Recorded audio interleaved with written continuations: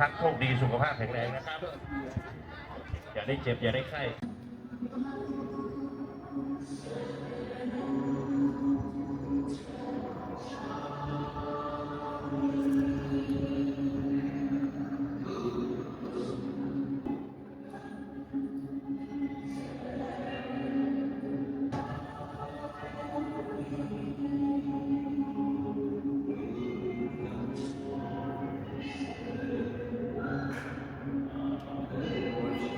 กับผมตรงนี้เข้าไปช่วยโรงพยาบาลวัดนะครับซื้อยารักษาโรคและเครื่องมือแพทย์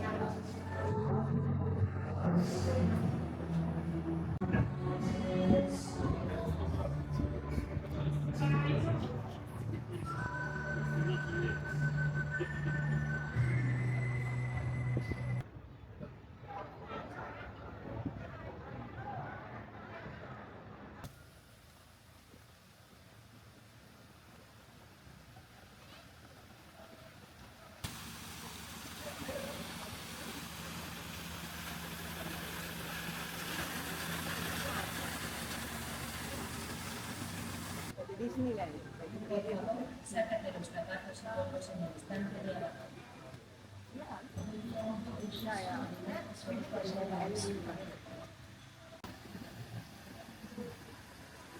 สีสดใส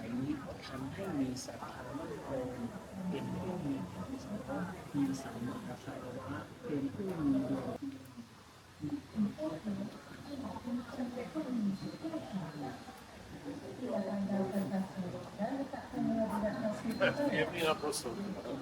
Please take off your shoes and place them on the shoe rack below.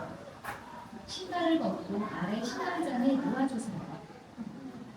กรุณาถอดรองเท้าและวางไว้ที่ชั้นวางรองเท้าด้านล่าง Por favor, sácate los zapatos y ponlos en el estante de abajo. Veuillez enlever vos chaussures et les mettre sur l'étagère en dessous. Bitte Schuhe ausziehen und nicht liegen.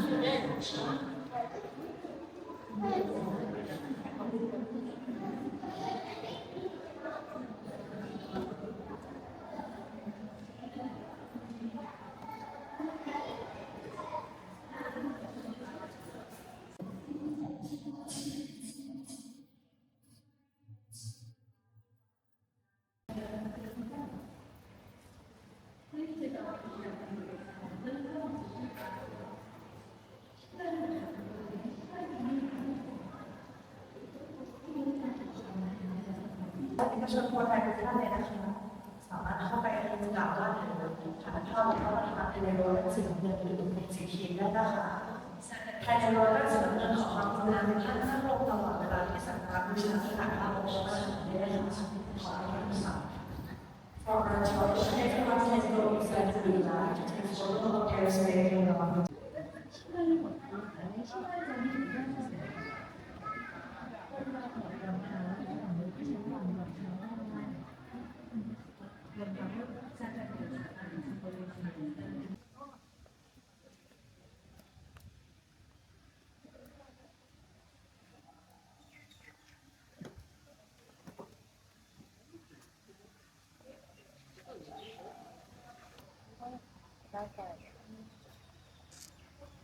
Okay.